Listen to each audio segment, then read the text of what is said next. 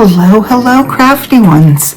This is Athena the Crafty Witch, and I think I can say spring has arrived on this windswept hillside at long last. The dogwood's in full bloom, the daffodils are out, not yet the tulips nor the bluebells, but it's spring, I know. And here it is almost time to celebrate Beltane, but I feel like I am just celebrating the season of spring. And the herbs are starting to come up in my garden. Very windy here, and it's cold, and it's a good day to stay in. And if it's a good day to stay in, it's a good day to talk about books. So we will be talking about books and Beltane today. I've acquired a small library of books on witchcraft and herbal magic over the years, and I'd like to introduce you to 3 books that I think are fairly essential for your journey. The first one I'd like to share with you is The Green Witch's Guide to Herbal Magic. The author is Annabelle Margaret, and the book was published in 2023. So that's one of the more recent books in my collection, but it's become a favorite. I recommend this book for anybody that's just starting along their journey all the way up through an intermediate level. It's even really a good resource for practitioners who may have become stuck in a rut in their practice or just want to get back to basics. And this book is, the cats are having fun if you hear them in the background. You know, it's that Zoomies hour, so what can I say? This book is also good for experienced practitioners who may be stuck in a rut or just wanting to get back to basics. And this book is definitely covering the basics very well. It covers an essential collection of 32 herbs, most of them very easy to obtain in just about most areas of Central North America. They're really good allies, these 32 herbs, because they cover a wide spectrum of magical intentions that you may want to work with. The book itself covers spell preparations, both mentions the traditional or magical purposes of herbs and also the medicinal ones. It contains 25 specific spells, which you can either use as is or write your own. And I think the bibliography is extensive, and the reason that's important is because if I like a book, I want to know the sources and I want to explore the sources. That may be what takes you beyond the beginner and, you know, even low intermediate level into a higher level of practice.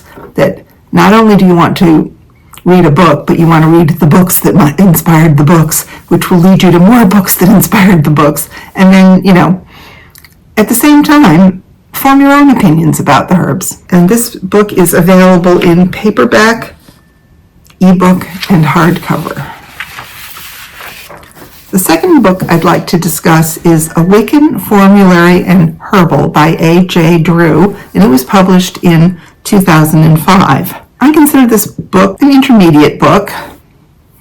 There are about 80 pages of herbs, cross-referenced by their various common names, so not 80 pages of unique content. The focus is divided between the magical and the medicinal. Spell preparations are covered in fair detail, and there are a few, but not a lot, of actual spells in the book. The bibliography is perhaps less extensive, so you may want to provide more research from another source if you're working with this book. Now, no contraindications are given for the herbs that are used medically. Warnings about toxicity are present, and that only covers toxicity for humans. It does not cover toxicity for animals. I use this book to fine-tune some of my spells when I want to see if there is a herb that might be more precise than some of my very familiar allies in the herb community, and it just lets me look beyond the basics. And it is available in ebook and paperback. The third book, the heftiest one of these, is a book that's been my constant companion through several moves. Every time I am contemplating moving, I look at it and, you know, it's over 2 inches thick, and it's like, do I need this book? Do I need this book? And I usually say yes. It is A Compendium of Herbal Magic by Paul Birrell, and it was published in 1988. You know, this book is difficult to categorize. It's extremely extensive in terms of the plants that it covers. I don't know, it's about 300 pages, I think. Again, cross-referenced by name. So I would say maybe advanced intermediate to advanced practitioner. And, there's very little about spell preparations. There's very little to none of actual spells. There are some incense blends and things of that nature. What's good about this book is there's a really good index of correspondences. I love a good index. So if I know I'm working on a protection spell and I just want to tweak the meaning of what I'm protecting, or I will look to the index of this book to find out what protective herbs there are and then look at each one in depth. Contraindications are not given in this book, and while toxicity is mentioned, it is not like called out with a big skull and crossbones, which, you would hope, right? You have to read it buried in the text. So please read the complete text about the herb very carefully. And some things just don't say it's, somewhat toxic. They just, he will say, well, it's going to make you feel really miserable or whatever. Take that with a seriousness and check against some other, perhaps more medically oriented herbal books for the contraindications. Now, this book is available in paperback only. So a serious student of magical herbalism should consult multiple books, because it's interesting how each author puts their own spin on things. Sometimes you don't even recognize that this is the same herb that they're talking about.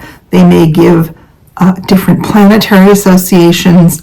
They might even gender it differently. You never know. But always consult one book that's solid on medical issues, and then, consult one that's known for its magical orientation. I mean, part of why I keep the compendium of herbal magic is because although there aren't footnotes per se, he often does cite his sources by specific herb. So, I'll be reading a paragraph and he'll say, well, in this herbal, whether it be culpepers or something more modern, something more ancient, occasionally it's just the ancients said, and, you figure, well, is he perhaps referencing Pliny here? Possibly.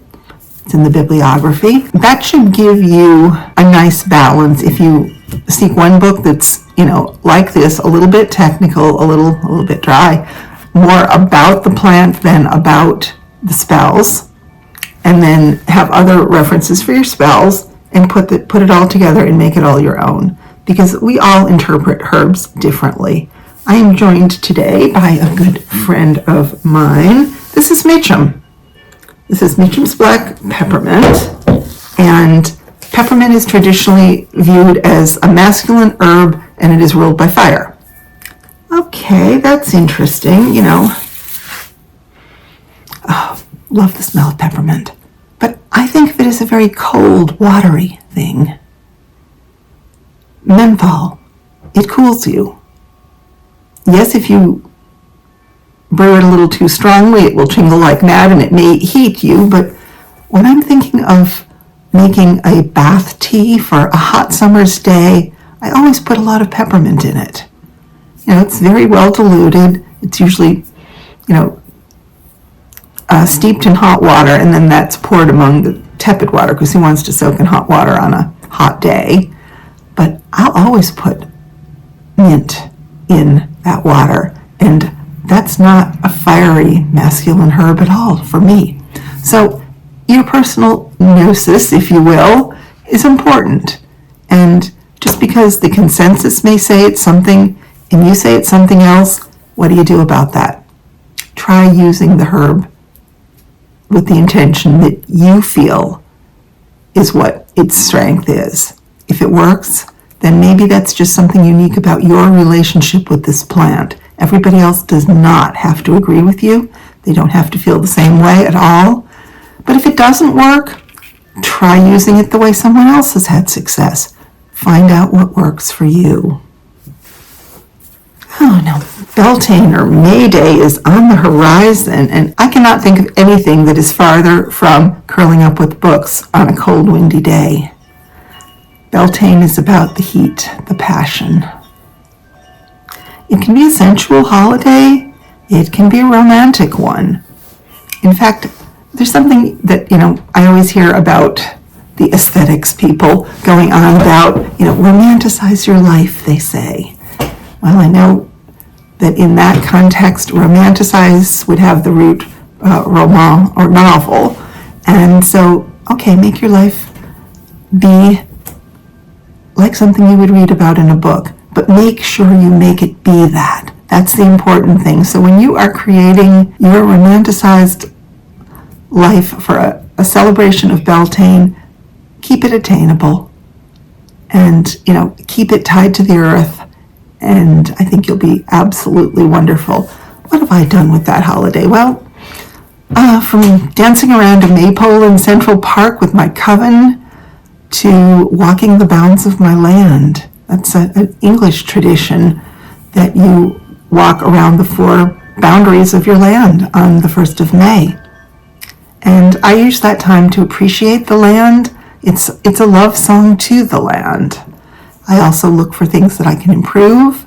I look for, developments in the land, new plants growing, all of these things. It really is a love walk. And very often it's what follows the very first thing I do on the 1st of May, which is to get up early. Well, early for me. Yeah, that's cold. That wakes you up.